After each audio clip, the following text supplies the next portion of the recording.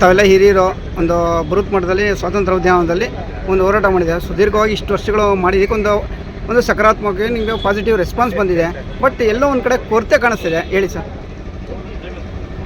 ಕರ್ನಾಟಕ ರಾಜ್ಯದಲ್ಲಿ 35 ವರ್ಷಗಳಿಂದ ನಿರಂತರವಾಗಿ ತ್ಯಾಗ, ಬಲಿದಾನ ಮತ್ತು ಬದುಕುಗಳನ್ನು ಕಳ್ಕೊಂಡು ಸಾವು ನೋವುಗಳನ್ನು ಅನುಭವಿಸಿ ಹೋರಾಟ ಮಾಡ್ಕೊಂಡು ಬಂದಿರತಕ್ಕಂಥ ಪ್ರಮುಖವಾದ ಸಂಘಟನೆಗಳು ಅಂದರೆ ಮಾದಿಗ ದಂಡೋರ, ಮಾದಿಗ ಮೀಸಲಾತಿ ಹೋರಾಟ ಸಮಿತಿ ಮತ್ತು ಈ ಅದಿಜಾಂಬವ ಸಂಘಗಳು ಎಲ್ಲರೂ ಕೂಡ ನಾವಿಲ್ಲಿರ್ತಕ್ಕಂಥ ಹಿರಿಯರು 35 ವರ್ಷದಿಂದ ಹೋರಾಟ ಮಾಡ್ಕೊಂಡು ಬಂದಿರತಕ್ಕಂಥವ್ರು ಒಟ್ಟಾಗಿ ಸೇರಿ ಮಾದಿಗ ಸಮುದಾಯಗಳ ಸ್ವಾಭಿಮಾನದ ಒಕ್ಕೂಟವನ್ನು ರಚನೆ ಮಾಡಿಕೊಂಡು ನಾವು ಸಾಮಾಜಿಕ ನ್ಯಾಯಕ್ಕೋಸ್ಕರ ಹೋರಾಟವನ್ನು ಮಾಡ್ತಾಯಿದ್ದೀವಿ.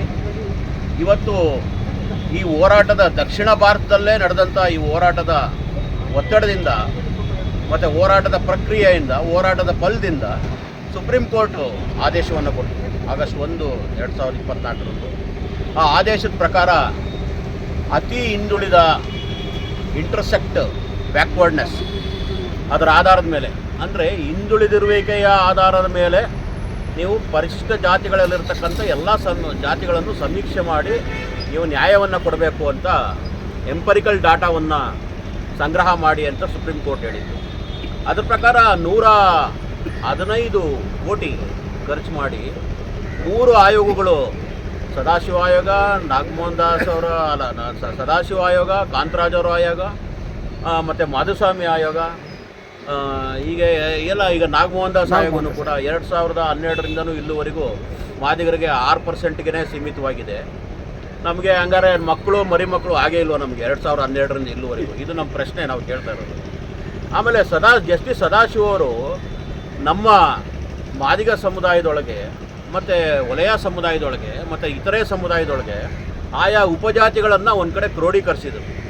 ಅವುಗಳ ಕುಲ ಸಾಂಸ್ಕೃತಿಕ ಅಧ್ಯಯನವನ್ನು ಮಾಡಿ ಆಯಾ ಮಾತೃ ಸಂಘಟನೆಯಲ್ಲಿ ಏನು ಇವರು ಇವರು ಕೂಡ ಅಲೆಮಾರಿಗಳು ಆಗಿದ್ದಾಗ ನಗರ ಪ್ರದೇಶಗಳಿಗೆ ಬಂದು ಇವರು ಇಲ್ಲಿ ಒಂದು ಬಿಡಾರವನ್ನು ಹಾಕಿಕೊಂಡು ನಗರ ಪ್ರದೇಶಗಳಲ್ಲಿ ಶಾಶ್ವತವಾದ ವಾಸವನ್ನು ಶುರು ಮಾಡಿದ್ಮೇಲೆ ಇವು ಮೂಲ ಉಪ ಸಮುದಾಯಗಳನ್ನು ಈ ಸಮುದಾಯಗಳು, ಮೇಜರ್ ಸಮುದಾಯಗಳು ಏನೋ ಹೇಳ್ತಾ ಇದ್ದಾವೆ, ಮಾದಿಗರು ಆಗ್ಬೋದು, ಒಲೆಯವರಾಗ್ಬೋದು, ಮತ್ತು ಲಂಬಾಣಿ ಆಗ್ಬೋದು, ಬೋವಿ ಆಗ್ಬೋದು, ಕೊರಂಬರಾಗ್ಬೋದು, ಪುರುಷರಾಗ್ಬೋದು, ಇವರೆಲ್ಲರೂ ಕೂಡ ಅವರ ಉಪ ಸಮುದಾಯಗಳನ್ನ ಮರೆತು ಬಿಟ್ಟಿದ್ದಾರೆ.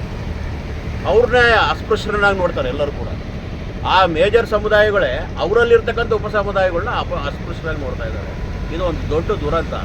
ಅದಾಗಬಾರ್ದು ಅಂತಲೇ ಕುಲ ಸಾಂಸ್ಕೃತಿಕ ಅಧ್ಯಯನದ ಮೇಲೆ ಎಲ್ಲರನ್ನೂ ಕೂಡ ತಂದು ಒಂದು ಗುಂಪಿಗೆ ಸೇರಿಸಿರು ಸದಾಶಿವ. ಆದರೆ ಸದಾಶಿವ ಆಯೋಗದ ವರದಿಯನ್ನು ಕೂಡ ನಿರ್ಲಕ್ಷ್ಯ ಮಾಡಿ ಇವತ್ತು AKAD AA ಅದನ್ನೇನು ಆಂಧ್ರ ಅಂದರೆ ಜಾತಿ ಸೂಚಕ ಪದವಲ್ಲದ ಪದಗಳನ್ನು ಮುಂದಿಟ್ಕೊಂಡು ಇಡೀ ಮೀಸಲಾತಿ ವರ್ಗೀಕರಣ ಪ್ರಕ್ರಿಯೆಯನ್ನು ಮುಂದೂಡಿ ಕಾಲಹರಣ ಮಾಡಿ ಕಟ್ಟಕಡೆಯ ಹೋರಾಟದ ಒತ್ತಡಕ್ಕೆ ಮಾಡಿದು ಬಲಿಷ್ಠ ಜಾತಿಗಳನ್ನು ಓಲೈಕೆ ಮಾಡತಕ್ಕಂಥ ಒಂದು ನಿರ್ಧಾರವನ್ನು ಸರ್ಕಾರ ಪ್ರಕಟ ಮಾಡಿದೆ. ಅಂದರೆ ಇದು ವೋಟ್ ಬ್ಯಾಂಕಿನ ವರದಿ ಅಂತ ಹೇಳ್ಬೋದು. ನಾವು ಸಂಪೂರ್ಣವಾಗಿ ಹೇಳಬೇಕಂದ್ರೆ ಇದು ವೋಟ್ ಬ್ಯಾಂಕಿನ ವರದಿ. ಈ ಬಲಿಷ್ಠ ಜಾತಿಗಳು ನಮ್ಮ ಪರವಾಗಿ ಬೋವಿ ಲಂಬಾಣಿಗಳಿಗೂ 1% ಜಾಸ್ತಿ ಮಾಡ್ದಂಗೆ ಇರಬೇಕು. ಸಿದ್ದರಾಮಯ್ಯವರು ಮತ್ತು ಕಾಂಗ್ರೆಸ್ ಪಕ್ಷ ನಾವು ನಿಮ್ಮ ಪರವಾಗಿದ್ದೀವಿ ಅಂತ ಹೇಳ್ಕೊಳ್ಳೋದು. ಒಲೆಯವ್ರಿಗೂ 1% ಜಾಸ್ತಿ ಮಾಡ್ದಂಗೆ ಇರಬೇಕು, ನಾವು ಕಾಂಗ್ರೆಸ್ ಪಕ್ಷದವ್ರು ನಿಮ್ಮ ಪರವಾಗಿದ್ದೀವಿ ಅಂತ ಹೇಳೋದು. ಮಾದಿಗರಿಗೆ 6% ಅವ್ರು ಕೇಳೋರು ವರ್ಗೀಕರಣ ಮಾಡಿದ್ರೆ ಸಾಕು ಅಂತ ಕಾಯ್ಕೊಂಡು ಕೂತ್ಕೊಂಡವ್ರೆ. ಅವ್ರು ವರ್ಗೀಕರಣ ಮಾಡಿಬಿಡೋಣ ಸಾಕು, ಯಾಕಂದರೆ ಅವ್ರು ಯಾರು ಮಕ್ಕಳೇ ಹುಟ್ಟಿಸಿಲ್ಲ ಅಂತ ತೀರ್ಮಾನ ತಗೊಂಡು ಇದು ರಾಜಕೀಯ ಪ್ರೇರಿತವಾದ ನಿರ್ಧಾರಗಳನ್ನ ಕೊಟ್ಟಿದ್ದಾರೆ. ಇದು ದೊಡ್ಡ ದುರಂತ, ಸಂವಿಧಾನದ ಉಲ್ಲಂಘನೆ, ಸಾಮಾಜಿಕ ನ್ಯಾಯದ ಉಲ್ಲಂಘನೆ ಇಡೀ ಸರ್ಕಾರ ಮಾಡ್ತಾಯಿದೆ. ನೀವು ಯಾವ ವೋಟ್ ಬ್ಯಾಂಕ್ ಪಾಲಿಟಿಕ್ಸ್ಗೋಸ್ಕರ ಇದೆಲ್ಲ ಮಾಡ್ತಾಯಿದ್ದೋ ಅದೇ ವೋಟ್ ಬ್ಯಾಂಕ್ ಪಾಲಿಟಿಕ್ಸನ್ನು ನಿಮ್ಗೆ ಉಲ್ಟಾ ಹೊಡಿತದೆ. ತಪ್ಪು ತಿಳ್ಕೊಂಡಿರ. ಯಾವ ಬಲಿಷ್ಠ ಸಮುದಾಯಗಳು ಇವತ್ತು ವೋಟ್ ಬ್ಯಾಂಕ್ ಪಾಲಿಟಿಕ್ಸ್ಗೋಸ್ಕರ ಅಲೆಮಾರಿಗಳಿಗೆ ಬರ್ತಕ್ಕಂಥದ್ದು 1% ತಪ್ಪಿಸಿದ್ದಾರೆ ವೋಟ್ ಬ್ಯಾಂಕ್ ಪಾಲಿಟಿಕ್ಸ್ಗೋಸ್ಕರ. ಹಾಗೆಯೇ ಇವರು AKAD ಸಪ್ರೇಟ್ ಆಗಿರ್ತಕ್ಕಂಥ ಗೊಂದಲವನ್ನು ನಿವಾರಣೆ ಮಾಡೋದನ್ನು ಕೂಡ ಸರಿಯಾಗಿ ಮಾಡಿದೆ, ಅದಕ್ಕೂ 1% ಇದೆ, ಅದನ್ನು ಕೂಡ ತಪ್ಪಿಸಿದ್ದಾರೆ. ಅದೇ ಸಮುದಾಯಗಳು ಈ ಕಾಂಗ್ರೆಸ್ ಪಕ್ಷದ ನಿರ್ನಾಮಕ್ಕೆ ಕಾರಣವಾಗ್ತವೆ. ಇದು ಇತಿಹಾಸ. ಇದು ಯಾವ ಕಾಂಗ್ರೆಸ್ ಪಕ್ಷ ಈ ಸಮುದಾಯಗಳನ್ನ ನಂಬಿಕೊಂಡು ವೋಟ್ ಬ್ಯಾಂಕ್ ನಮ್ಮ ಕಡೆ ಇರಲಿ ಅನ್ನೋ ಕಾರಣಕ್ಕೋಸ್ಕರ, ಅಧಿಕಾರದಲ್ಲಿ ಉಳ್ಕೋಬೇಕು ಅನ್ನೋ ಕಾರಣಕ್ಕೋಸ್ಕರ ಈ ಒಳ ಮೀಸಲಾತಿ ವರ್ಗೀಕರಣ ಮಾಡಿದೆ. ಅದೇ ಸಮುದಾಯಗಳು ಕಾಂಗ್ರೆಸ್ ಪಕ್ಷದ ನಿರ್ನಾಮಕ್ಕೆ ಕಾರಣವಾಗ್ತವೆ ಅಂತ ಈ ದಿನ ನಾವು ನಮ್ಮ ಮಾದಿಗ ಸಮುದಾಯಗಳ ಸ್ವಾಭಿಮಾನದ ಒಕ್ಕೂಟದಿಂದ ನಾವು ಹೇಳ್ತಾ ಇದ್ದೀವಿ.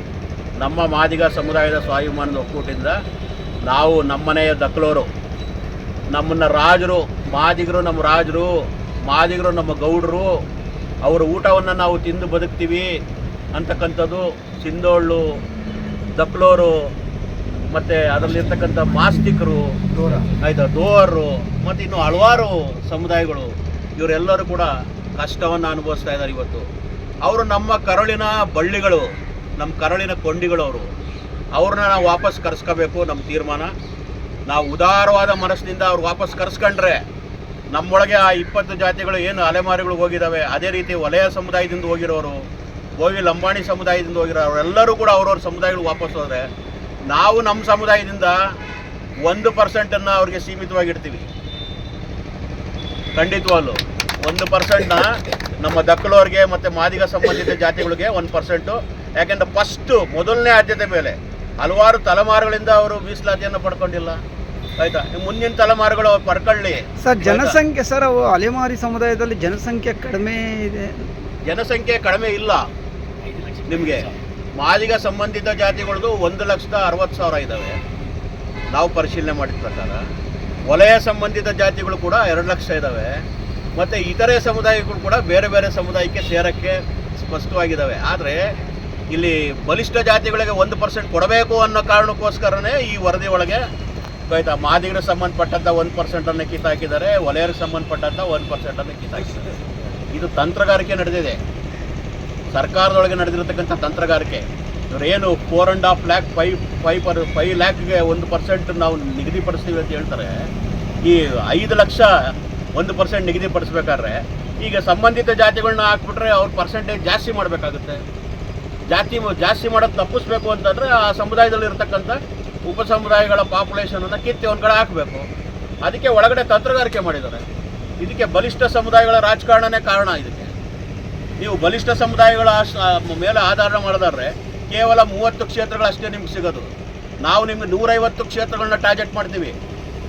150 ಕ್ಷೇತ್ರಗಳಲ್ಲಿ ನಾವು ಮಾದಿಗರು ಹೆಚ್ಚಿಗೆ ಇರೋರು ನಾವು ಟಾರ್ಗೆಟ್ ಮಾಡ್ತೀವಿ ಕಾಂಗ್ರೆಸ್ ಪಕ್ಷನ. ಅದು ಹೆಂಗೆ 150 ಕ್ಷೇತ್ರಗಳಲ್ಲಿ ಉಳಿಸ್ಕೊಂತೀರ ನೀವು? ಯಾಕೆ ಸಾಮಾನ್ಯ ಶಾಸಕರುಗಳು ಗೆದ್ದು ಬಂದವರು ಅಸ್ಪೃಶ್ಯರ ಓಟ್ಗಳು ತಗೊಂಡಿಲ್ವಾ? ಸರ್, ಈಗ ಮಾತಾಡ್ತಾ ಇದ್ದಂಗೆ ಇದು ಒಳ ಮೀಸಲಾತಿ ಜಾರಿಗೆ ಆಗಿದೆ ಸರ್. ತಾವೆಲ್ಲ ಹೋರಾಟ ಮಾಡಿದ್ದಕ್ಕೆ ಒಂದು ಪ್ರತಿಫಲವಾಗಿ ಒಂದು ಪಾಸಿಟಿವ್ ರೆಸ್ಪಾನ್ಸ್ ಬಂದಿದೆ. ಇನ್ನೂ ರಾಜ್ಯಪಾಲರಾಗೆ ಅಂಕಿತ ಆಗಿಲ್ಲ, ಬಟ್ ಇದನ್ನು ಸರಿಪಡಿಸ್ಬೋದಾ ಹೇಗೆ ಸರ್? ಖಂಡಿತವಾಗ್ಲೂ ಸರಿಪಡಿಸ್ಬೋದು. ನಾವು ಹೇಳ್ತಾ ಇದ್ದೀವಿ, ನ್ಯಾಯಾಲಯಕ್ಕೆ ಹೋಗೋರು ನ್ಯಾಯಾಲಯಕ್ಕೆ ಹೋಗಲಿ, ನ್ಯಾಯವನ್ನು ಪಡ್ಕೊಳ್ಳಿ, ಅದು ಅವ್ರ ಹಕ್ಕು. ಆಯಿತಾ, ಯಾರನ್ನೂ ನಾವು ಈಗ ಮಾದಿಗರು ಇಷ್ಟು 75 ವರ್ಷಗಳ ಕಾಲ ನೋವನ್ನು ಅನುಭವಿಸ್ಕೊಂಡು ಮೀಸಲಾತಿ ಸಿಗದೆ ಒದ್ದಾಡ್ತಿದ್ದೀವಿ. ನಮ್ಮಿಂದ ಇನ್ನೊಬ್ರಿಗೆ ಸಿಗಲ್ಲ ಅಂತಂದರೆ ಆಯಿತಾ, ಅವ್ರ ನೋವನ್ನು ನಾವು ಅರ್ಥ ಮಾಡ್ಕೋಬೇಕಲ್ಲ.